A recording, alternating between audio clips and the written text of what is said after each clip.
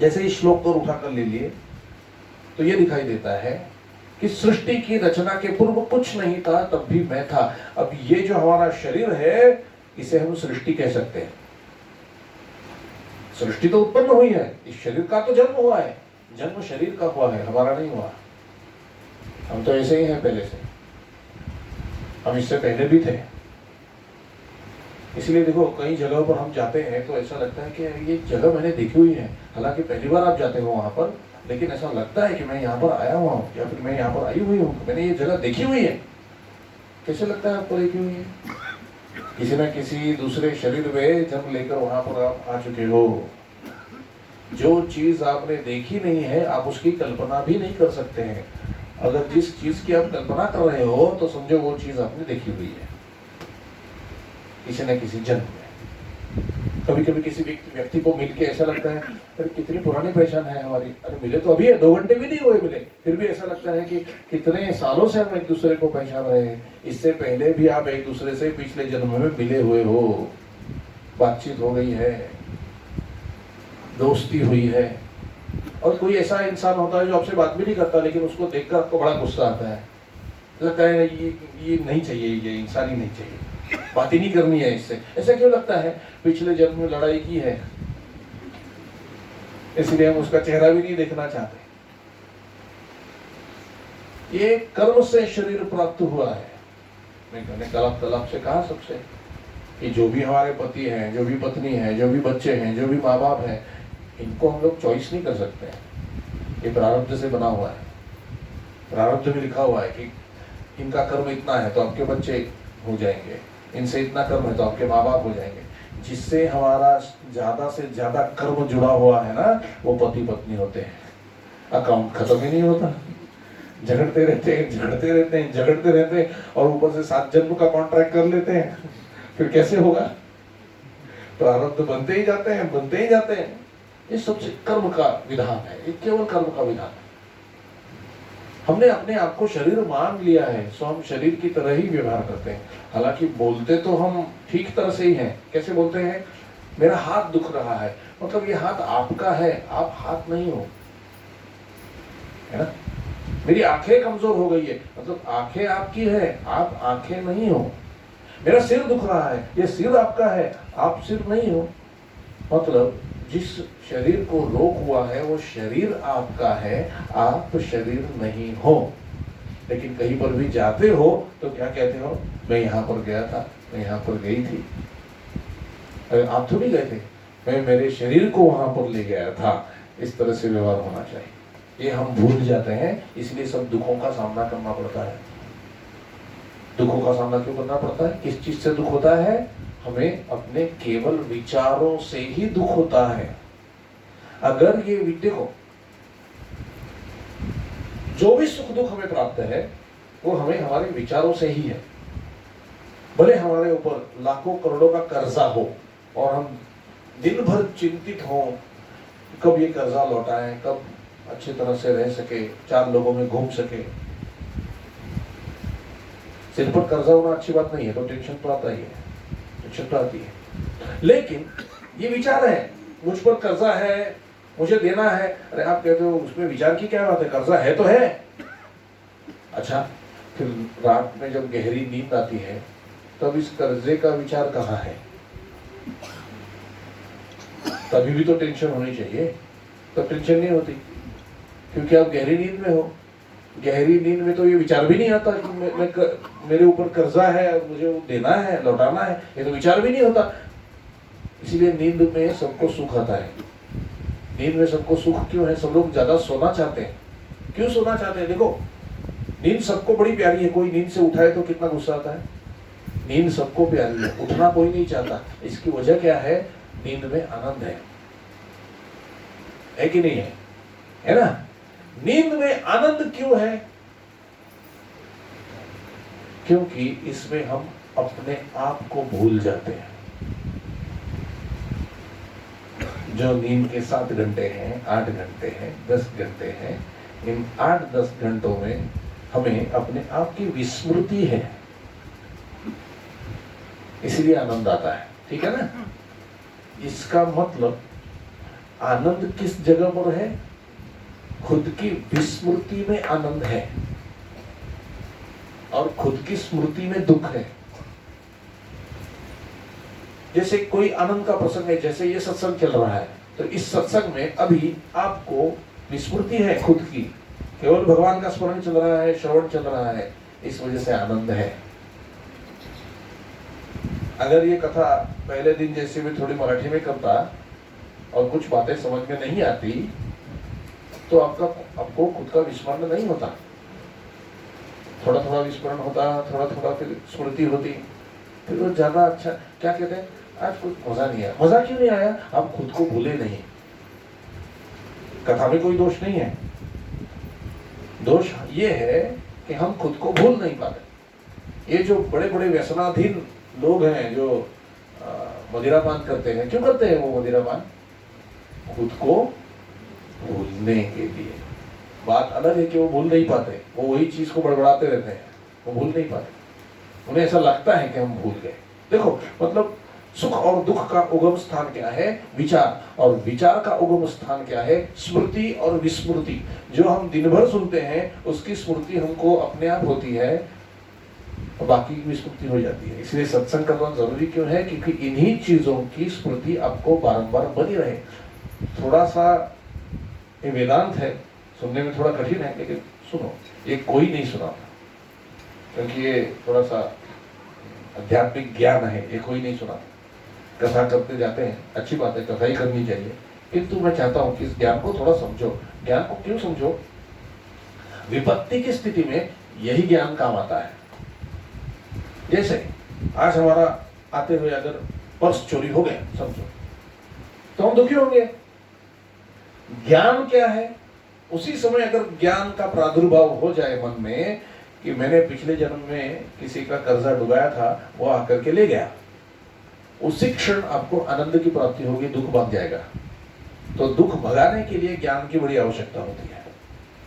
और ये ज्ञान कहां से आता है? भक्ति से उत्पन्न हुआ ज्ञान है, भक्ति से उत्पन्न हुआ ज्ञान है। तो सुख और दुख कहां से है? हमारे विचारों से है। सुख और दुख कहां से है? हमारी स्मृति से और विस्मृति से है। खुद की अगर हमें विस्मृति हो जाए तो हमें आनंद की प्राप्ति होती है। या इसका दूसरा भाग, अगर हमें अखंड हमारे सद्गुरु या भगवान की स्मृति बनी रहे तो अपने आप की विस्मृति है ऑटोमेटिकली, तभी भी आनंद की प्राप्ति होती है। ठीक है। अब भगवान कहते हैं, अभी ये सृष्टि है, समझो ये सृष्टि है, शरीर उत्पन्न हुआ है, इससे पहले भी मैं था। देखो थोड़ा सूक्ष्म विचार करो। बोर अगर हो गए तो मुझे बोल देना, मैं अगला टॉपिक निकाल दूंगा, लेकिन ये ज्ञान को समझो थोड़ा। हम किस चीज से सबसे ज्यादा डरते हैं? हम मौत से डरते हैं, मौत से डरते हैं। अगर हमने कोई ऐसा प्राणी देख लिया कि जिसको हम जानते भी नहीं है तो हमको डर नहीं लगेगा। हम जिस प्राणी को जानते हैं, जैसे छिपकली हो या कॉकरोच हो, इनको हम जानते हैं और जानने की वजह से डरते हैं। ठीक है। कोई प्राणी ऐसा आ जाए जिसको हम पहचानते ही नहीं है तो हम नहीं डरेंगे। हम शेर को पहचानते हैं, जानते हैं, सो डरते हैं। ठीक है ना, ये बात तो ठीक है। अब हम मौत से डरते हैं, इसका क्या मतलब है? हम मौत को पहचानते हैं, जानते हैं, उसका हमने अनुभव कई बार किया हुआ है। अगर हम मौत का अनुभव करते हैं हमेशा, इसका मतलब जीवन से लेकर मृत्यु तक और मृत्यु से लेकर जीवन तक बीच में हम हैं, तभी तो अनुभव कर रहे हैं। अनुभव कौन करेगा? ठीक है ना। इसका मतलब हम शरीर नहीं है, हम अविनाशी उसी प्रभु के अंश हैं, हम होते ही हैं। अगर ये बात आप मान लो और ठान लो तो आप मौत से भी नहीं डरोगे, कुछ भी हो जाए, क्योंकि मैं तो हूं। हम अपना अस्तित्व मिटने के डर से ही डरते हैं। अगर आपको पता चल जाए कि आपका अस्तित्व मिट ही नहीं सकता, आप तो है हो ही, तो फिर आपको कोई डर नहीं लगेगा, किसी भी चीज का डर नहीं लगेगा। अभी और आपको मैं उदाहरण देता हूं। रात को हम गहरी नींद सोते हैं, ठीक है।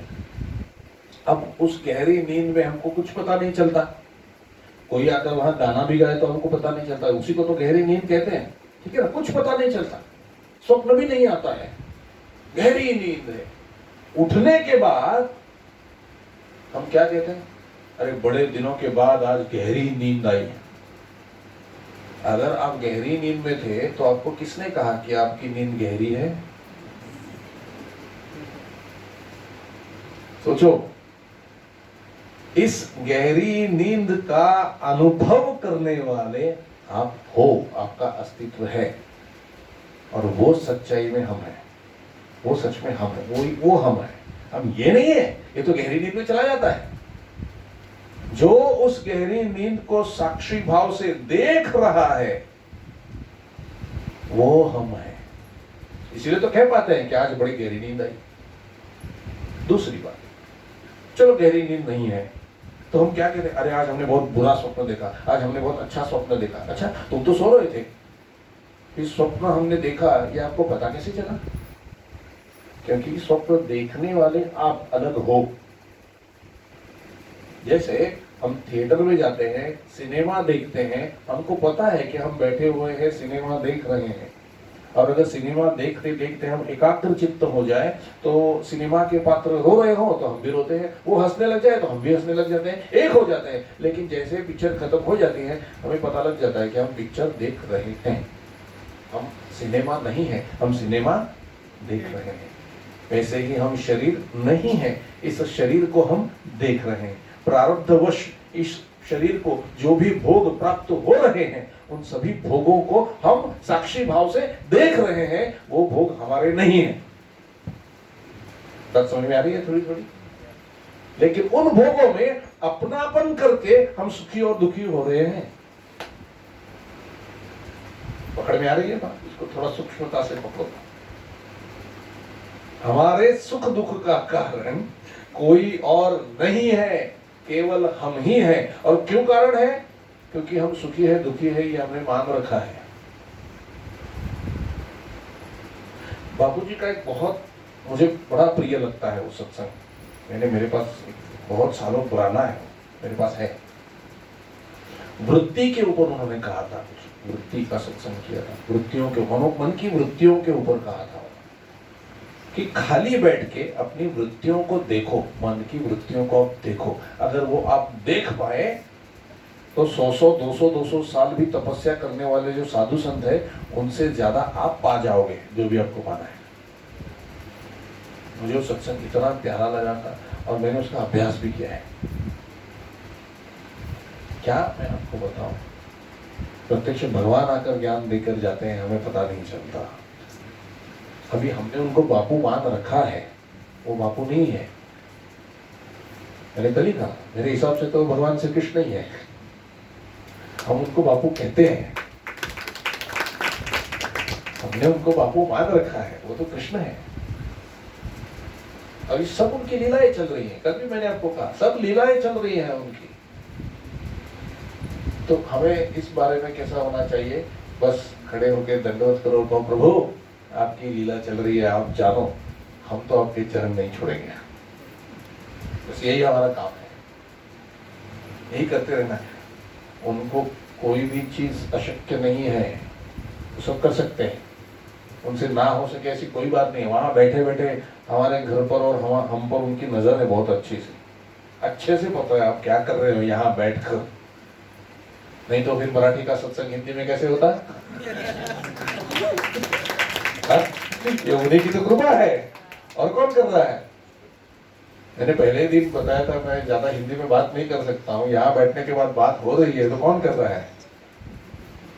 ये सीधी सी बात है। अगर ये मैं मान लूं कि ये मैं कह रहा हूं, खत्म, वही कर रहे हैं। इसको जानना नाम में भक्ति है। जानो पहचानो कौन है, वही है। वहां से कृपा किरण कटाक्ष हो गया तो यहाँ पे मराठी का हिंदी हो गया, क्या नहीं कर सकते हैं वो।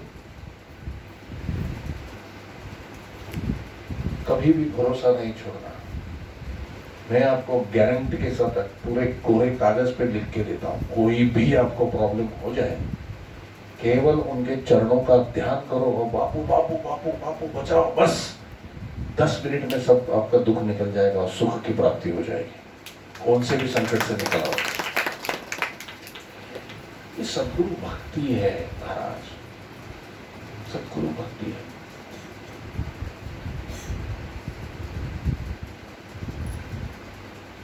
हमें हमारे विचार ही सुखी और दुखी करते हैं। सुन, अभी विचार तो आ गए हैं, तो विचारों को भगाने का क्या तरीका है? 2 तरीके हैं। क्या तरीके हैं? एक तो भागवत सत्संग है, ये तो सबसे बढ़िया तरीका है। दूसरा तरीका क्या है? नाम जपने लग जाओ प्रभु के, श्री राम जय राम जय जय राम, श्री राम जय राम जय जय राम, या ओम नमः शिवाय या हरि ओम, जो भी नाम आपको बापू ने दिया हुआ है, गुरु ने दिया हुआ है, उस नाम का आपको अखंड जाप करना है। एक दूसरी बात। तीसरी बात क्या है? ये थोड़ा ज्ञान मार्ग है। बैठो शांति से और अपने विचारों को देखो कि क्या आ रहा है दिमाग में। उस विचार से चिपकना नहीं है, खाली साक्षी भाव से उन विचारों को देखना है। जैसे आपके घर में छोटे बच्चे होंगे, आप उनको चिल्लाओ, मारो, डांटो, यहाँ मत खेलो, वहां मत खेलो, वो थोड़ी देर सुनते हैं, फिर अपने अपने खेलने लग जाते हैं। कुछ मत करो, जाके केवल उनको देखो, ऐसे निहारते रहो, देखो उनको जाकर, कुछ मुंह से नहीं निकालना है, देखो खाली, वो समझ जाएंगे और चुप हो जाएंगे, है ना? होता है ना ऐसे। अगर मैं यहाँ पर प्रवचन 2 मिनट के लिए बंद कर दूं और आपको देखूं, तो आपको लगेगा कुछ गलत तो नहीं है, हम बोल तो नहीं रहे, बात तो नहीं करे, कहीं मोबाइल तो नहीं बज रहा, या कॉशियस हो जाओगे, एकदम गड़बड़ हो जाओगी, गड़बड़ा जाओगे, है ना? अगर मैं बंद कर दूं और ऐसे देखते रहूं आपके, कईयों की तो मैंने ऐसे देखा है कि ऐसे देखते रहो तो हाथ से माला भी गिर जाती है, क्या हुआ?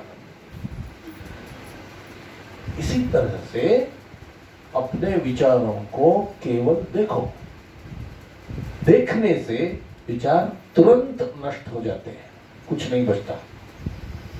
देखो उन विचारों को, तो थोड़ा तकलीफ देंगे आपको, थोड़ी देर आपको तकलीफ होगी, 2 minute, 3 minute, 4 minute, 5 minute, 10 minute, कई बार पूरा दिन, लेकिन उसके ऊपर नहीं हो सकती, क्योंकि उनको मर्यादा दी हुई है कि आपको इनको तकलीफ देनी है तो इतना टाइम आपके पास है, उसमें जो करना है करा लो। अब जो भी जेल में पड़े हुए कैदी हैं, वो सब इन विचारों के ही शिकार हैं। 2 मिनट के लिए क्रोध आया, विचार आया कि इसका खून कर दो, कर दिया, जेल में पड़े हुए 1-1 साल, 2-2 साल, 10-10 साल, ये मनीराम की करनी है। विचार उत्पन्न कर देते हैं और छोड़ देते हैं। और अगर आप विचारों को देखने लग जाओ, इसका अभ्यास करने लग जाओ, तो यही विचार आपका कुछ बिगाड़ नहीं सकते, वो वहां से निकल जाते हैं। तो तुरंत 5-10 मिनट के बाद आप शांत हो जाओगे। और देखो, एक विचार, ये विचार की श्रृंखला चलती है, एक विचार जैसे ही खत्म होने को आता है, दूसरा विचार शुरू हो जाता है, दूसरा विचार जैसे ही खत्म होने को आता है, तीसरा विचार शुरू हो जाता है। इन 2 विचारों के बीच में अगर आप ठहर जाओ, तो उसी वक्त आप ब्रह्म हो। पहला विचार खत्म हो और दूसरा विचार आए, उसके बीच में अगर आप ठहर जाओ, तो उसके बीच में तो कोई नहीं है, तो जहां पर कुछ नहीं बचेगा वहां पर मैं हूं, भगवान कह रहे हैं। वो हमारा ही स्वरूप है। हम हमारे स्वरूप को जान नहीं पाते, क्योंकि विचारों की श्रृंखला चल रही है, चल रही है, चल रही, लगातार चल रही है, हम उसे रोक नहीं पा रहे हैं। ब्लड प्रेशर क्यों होता है, सिर क्यों दुखता है, ज्यादा बात करने से भी दुखता है, क्योंकि विचारों की श्रृंखला नहीं रुक रही है। रात को नींद नहीं आती, नींद की गोली लेनी पड़ती है, क्यों लेनी पड़ती है? विचारों की श्रृंखला नहीं रुक रही है। शांति नहीं है, शांति चाहिए, मतलब बाहर की शांति? अरे नहीं, बाहर कितनी भी शांति हो, अंदर शांति होना बहुत जरूरी है। अंदर की शांति का मतलब विचारों का कम आना, विचारों की संख्या कम हो जाना। सत्संग में बहुत अच्छी नींद भी आती है और खासकर ऐसा वेदांत जब चल रहा हो ना, तब बहुत पक्की नींद आती है। अच्छा है, गोली तो छूट जाएगी। मैं तो लोगों को कहता हूँ, सत्संग में आकर अगर आपको नींद आए ना, नींद मार लेना, थोड़ी सी नींद, कोई बात नहीं है। क्यों, क्या है इसमें, क्या विशेषता है इसमें? इसमें विचारों की संख्या कम हो जाती है और विचारों की संख्या जैसे कम होगी वैसे हम रिलैक्स हो जाएंगे, और रिलैक्स हो जाएंगे तो हमको स्वाभाविक नींद आएगी। वो स्वाभाविक है। ऐसी जमाई देते हैं ना, जैसे सत्संग चल रहा हो तो जमाई देते हैं, मैं खुद देता था मेरे गुरुदेव के सामने बैठकर कई बार ऐसे हुआ है। तो उन्होंने समझाया बड़े प्यार से, अरे इसका मतलब तुम सच में सत्संग सुन रहे हो। अगर जमाई नहीं आती तो फिर डाउट था कि तुम सुन रहे हो कि नहीं। अगर नींद आ रही है, अगर जमाई आ रही है, इसका मतलब तुम सत्संग सुन रहे हो, वो अंदर जा रहा है, और वो अंदर जा रहा है तो विकार बाहर निकल रहे हैं, और वो विकार नहीं चाहते कि आप सत्संग सुनो, इसीलिए वो आपको डिस्टर्ब कर रहे हैं। देखो 5 अवस्था साधक को आती है। कोई सत्संग सुनने जाए या नाम जाप के लिए बैठे तो 5 तरह की अवस्थाएं आती हैं साधक को। पहली अवस्था, बैठने का मन ही नहीं करेगा सत्संग में, कहाँ जाए सत्संग में, वही बातें सुनो, वही करो, दरवाजे तक आके लौट जाते हैं। ये पहली अवस्था है साधक की, नहीं करना है, मन नहीं मानता, ये पहली अवस्था है। दूसरी अवस्था है नींद आ जाना, सत्संग में या फिर माला करते हुए नींद आ जाना, ये साधक की दूसरी अवस्था है। यहाँ पर साधना छोड़नी नहीं है, नाम जब छोड़ना नहीं है, दूसरी अवस्था तक पहुंच गए हो। अगर आपको नींद आ रही है, इसका मतलब आपकी साधना ठीक से हो रही है, क्योंकि वो अंदर जा रहा है प्रभु का नाम और सत्संग, और अंदर के विकार बाहर आ रहे हैं। इसका मतलब ये नहीं है कि सो जाओ, नहीं तो कल गद्दे लग जाएंगे यहाँ पर इसका मतलब ये नहीं, जो आ रहा है उसको आने दो, जमाई आ रही है आने दो, दबाओ मत उसको, आने दो, नींद आ रही है आने दो। क्योंकि सत्संग में आने वाली नींद 2-3 मिनट की ही होगी, लेकिन उसमें आपको 4 घंटे का पूरा विश्राम मिल जाएगा। इस बात का अनुभव करो। घर में आने वाली नींद और सत्संग में आने वाली नींद, उसमें जमीन आसमान का फर्क है। वो नींद आप लेना चाहते हो, ये नींद प्रभु आपको दे रहे हैं, ये फर्क है। ये 2 मिनट 3 मिनट के नींद में 4 घंटे का पूरा विश्राम आपको प्राप्त हो जाएगा। ये सत्संग की महिमा है। तो ये दूसरी अवस्था है नींद। हमारे गुरुदेव कहते हैं कि अगर हमने भाड़े पर घर लिया हुआ है, हमारा खुद का घर है, हमारे 2 घर है समझो, और एक घर हमने भाड़े पे चढ़ाया हुआ है, वहां पे कोई आ गया रहने के लिए और वो हमें भाड़ा दे रहा है, 10 साल हो गए वो रह रहा है, भाड़ा भी दे रहा है।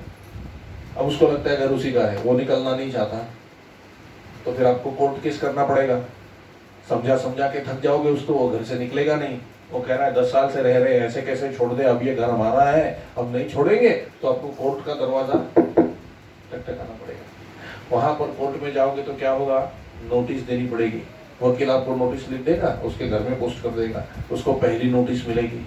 उसको ये पता चल जाएगा कि घर मालिक ने कोर्ट की नोटिस दे दी है, अब इसको थोड़ा तकलीफ दे, फिर वो आकर झगड़ा करेगा, गाली देगा, आपको तरह तरह की तकलीफें आपको देना शुरू करेगा। अगर आपने कोर्ट का केस वापस ले लिया तो उसका काम तो बन गया, वो तो रह जाएगा। अगर आपने कोर्ट का केस वापस न लेते हुए, उसकी धमकियों से भी अगर आप ना डरे, उनके दिए हुए तकलीफों से भी अगर आप ना डरे और दूसरी नोटिस भेजते, तभी भी वो बौखलाया हुआ रहेगा, तभी भी वो आपको तकलीफ देने की कोशिश करेगा। फिर तीसरी नोटिस जाएगी, तीसरी नोटिस के बाद उसको लगने लगेगा कि ये ऐसे मानने वाला नहीं है, शायद हमें ही घर छोड़ के जाना होगा। चौथी नोटिस पहुंचने के पहले ही वो सामान पूरा निकाल लेगा घर से और घर छोड़ के चला जाएगा। सत्संग में आना और प्रभु का नाम जप करना, इसका मतलब अंदर जो 6 विकार पड़े हुए हैं, काम क्रोध लोभ मोह मद मत्सर, इनको नोटिस देने जैसा है। जैसे ही नोटिस दोगे, उनको लगेगा अरे इसका शरीर छोड़कर हमें बाहर जाना पड़ेगा, ये तो हमारे रहने की जगह है, तो वो बाहर निकलकर आपको तकलीफ देने की कोशिश करेंगे, आपको नींद लाने की कोशिश करेंगे, आपको कुछ ना कुछ डिस्टर्ब करने की कोशिश करेंगे। अगर आप सोचे कि सत्संग में ज़्यादा नींद आती है या फिर अलग अलग विचार आते हैं, बहुत तकलीफ होती है, नहीं जाना चाहिए सत्संग में, और अगर आप दूसरे दिन से नहीं आते तो उनका काम तो बन गया। है ना, उनका काम तो बन गया। सत्संग में ऐसे विचार नहीं आते, नाम जाप में बहुत विचार आते हैं। जितना आप नाम जप करो तो उसमें नींद भी आती है और विचार भी बहुत आते हैं। अगर आप बिना डरे हुए उनको दूसरी भी नोटिस दे दोगे, यानी कि आपका जाप नहीं छोड़ोगे, तो दूसरी नोटिस, तीसरी नोटिस करते रहो, जाप करते रहो। एक दिन ऐसा आएगा कि इन विकारों को उठ करके बाहर भागना पड़ जाएगा और वो आपका कुछ बिगाड़ नहीं पाएंगे। तब जाके तीसरी अवस्था आएगी, जाप में, सत्संग में मन लगने लगेगा। ये तीसरी अवस्था है। पहली अवस्था है नहीं चाहिए, दूसरी अवस्था है नींद आना, तीसरी अवस्था है मन लगने लगना। सत्संग में आपका मन लगने लग जाएगा, ये तीसरी अवस्था है। चौथी अवस्था इसके बाद आएगी। अगर आपने सत्संग में जाना जारी रखा, नाम जाप जारी रखा, तो चौथी अवस्था आएगी और वो है सत्संग का, नाम जाप का व्यसन हो जाना। व्यसन का क्या मतलब है जानते हो ना? सत्संग के बिना रह नहीं पाओगे। कहाँ सत्संग है, कहाँ सत्संग है, कहाँ सत्संग है, ऐसे ढूंढते फिरोगे। जैसे जो लोग सिगरेट पीते हैं, उनको तलब लगती है ना सिगरेट की, खाने से पहले, खाने के बाद वो भागते हैं। अगर आप 4 लोगों में खड़े हो तो जो सिगरेट पीने वाला रहेगा ना, वो फट से बाहर भाग जाएगा, कब आएगा आपको पता भी नहीं लगेगा, वो सिगरेट पी करके आ जाएगा, क्योंकि उसको व्यसन है, लत लगी पड़ी है। वैसे सत्संग की, नाम जप की लत लगना, ये हमारी चौथी अवस्था है। व्यसन लगना चौथी अवस्था है। फिर आप सत्संग के बिना, नाम के बिना रह नहीं पाओगे। कहाँ पर सत्संग मिल रहा है, कहाँ पर सत्संग मिल रहा है, जाकर ढूंढोगे और सत्संग में जाके बैठोगे, उसके सिवाय आपका नहीं होगा। आपको आनंद मिलने लग जाएगा, इतने आनंद में हो जाओगे आप। और इसके बाद आती है पांचवी अवस्था, वो क्या है? पागल हो जाना। सचमुच के पागल नहीं, सत्संग में, सत्संग के लिए, प्रभु के नाम जाप में पागल हो जाना। ये जो सब संत है ना, ये ऐसे ही बड़े बड़े पागल हैं भगवान के दर्शन के लिए, भगवान के नाम जाप के लिए, भगवान के सत्संग के लिए। और ये पागल ही सच्चे संत हैं, सच्चे यही समझदार हैं। बाकी पागल तो हम सब लोग हैं, जो संसार में प्रेम ढूंढते फिर रहे हैं। असली प्रेम तो भगवान की भक्ति में है। ये इनके जैसे बड़े बड़े संतों को ही पता चला है और वो उसका रस नित्य ले रहे हैं, और उस रस, वो रस हमें भी मिले, इसलिए प्रयत्नशील भी है। तो ये 5 अवस्था साधकों को आती है, इसे बचो, साधना जारी रखो, ताकि ये अवस्था हमें भी आए और हम उनका उचित लाभ उठा सके। तो हमारे अंदर के विचार, उन विचारों को देखना है और देखते ही वो विचार निकल जाएंगे। जो भी कुछ बचा रहेगा वो भगवान है, अपना स्वरूप है, खुद का स्वरूप है। तो पहला श्लोक, चतुश्लोकी भागवत का पहला श्लोक, जब कुछ नहीं था तब भी मैं था, यानी कि हम लोग थे, क्योंकि हम आत्मा है, भगवान का ही अंश है। तो जो भगवान की क्वालिटी होगी वही क्वालिटी हमारी भी होगी, है ना। 2 गिलास पानी दे। अभी आपको समझाता हूँ, थोड़ा प्रैक्टिकल करके बताता हूँ कि आत्मा और परमात्मा में क्या फर्क है।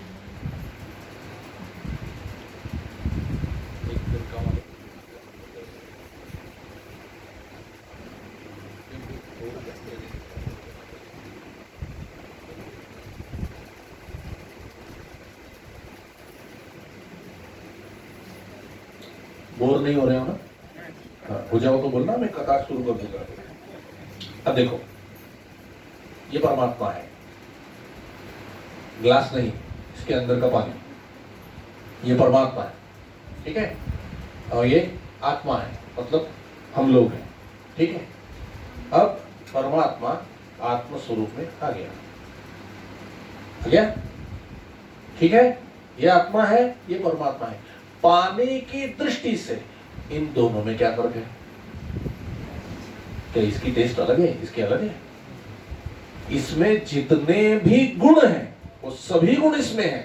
फर्क क्या है? कुछ नहीं है, खाली ये समंदर है और ये ग्लास है। इसको समझो, ये समंदर है, ये ग्लास है। इस समंदर में भरा हुआ पानी है, समुद्र का ही पानी ग्लास में डाला हुआ है।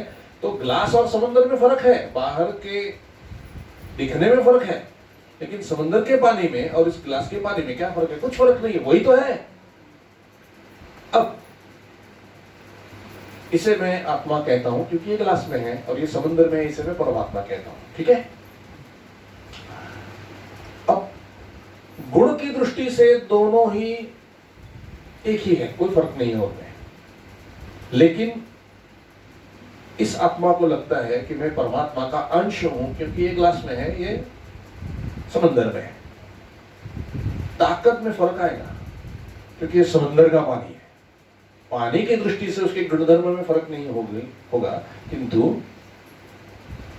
पानी ज्यादा है समंदर में, इसमें कम है, मतलब इसकी शक्ति थोड़ी सीमित है, कम नहीं है, शक्ति उतनी है, लेकिन इस पात्र में होने की वजह से सीमित है, कम नहीं। इसकी ताकत से भी तो है, क्या फर्क है ना?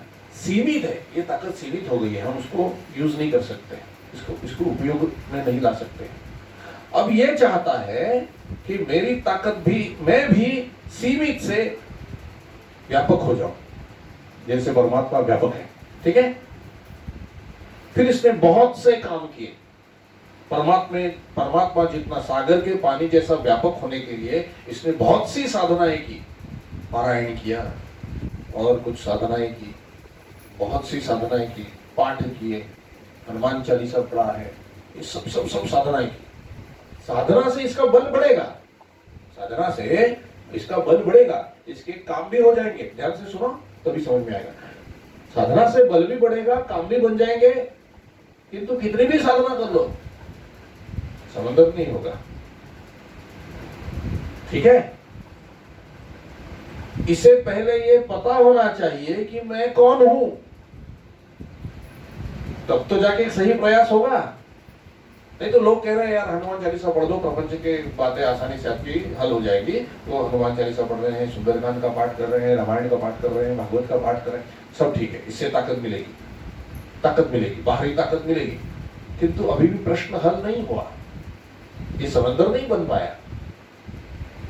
तो समंदर बनने में ये अपने आप को प्रापंचिक समझ रहा है, प्रपंच समझ रहा है। इसको पहले ये जानना होगा कि मैं कोई इंसान नहीं हूं, I am not this body, मैं ये शरीर नहीं हूं, मैं तो इसी समंदर के पानी का एक अंश हूं, मैं भी यही पानी हूं। मैं कौन हूं? मैं यही पानी हूं, ये इसे पहले जानना होगा। तो अब ये जानता तो है सत्संग में आने की वजह से, देखो हम सबके बारे में बात कर रहा हूं, ये जानता तो है सत्संग में आने की वजह से, मानता नहीं है। मैंने क्या कहा पहले, जो हम खुद को मानते हैं वैसे हम हो जाते हैं। तो अब तो सत्संग में आके जाना है, मान्यता नहीं हुई। मान्यता कैसी होगी? सत्संग की बातों को स्मरण करके मैं जब खुद का स्मरण करने लग जाऊं, मैं तो समुद्र का पानी हूं, मैं तो समुद्र का पानी हूं, मैं तो समुद्र का पानी हूं। अब तक मैं क्या कह रहा था? मैं तो ये शरीर हूं, मैं तो ये शरीर हूं, मैं तो ये शरीर हूं, मैं तो प्रपंच का हूं, मैं तो बेटा हूं, मैं तो बाप हूं, मैं तो पति हूं, मैं तो पत्नी हूं, यही सब कह रहा था ना। अब ये सब कहने से उल्टा जाना है मुझे।